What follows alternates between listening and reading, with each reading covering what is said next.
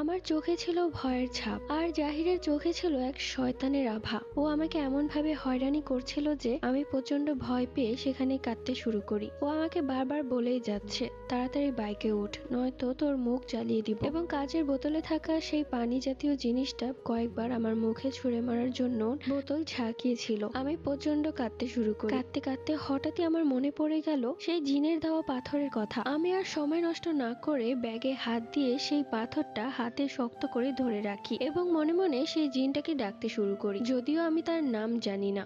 মুহূর্তের মাঝে পরিবেশটা কেমন যেন গরম হয়ে গেল। অপরদিকে জাহির রীতিমতো আমার হাত ধরে টানাটানি করছিল বাইকে ওঠানোর জন্য। হঠাৎই দেখলাম জাহির কাকে যেন দেখে খুব ভয় পাচ্ছে এবং চোখের সামনে দেখলাম যে হাত ধরে আমাকে টানছিল সেই হাতটা পুড়ে ঝলসে গেল। জাহির রীতিমতো চিৎকার করে কাঁদতে শুরু করলো এবং বলল, আমাকে মাফ করে দাও। চোখের পলকে দেখলাম সামনেই দাঁড়িয়ে আছে সেই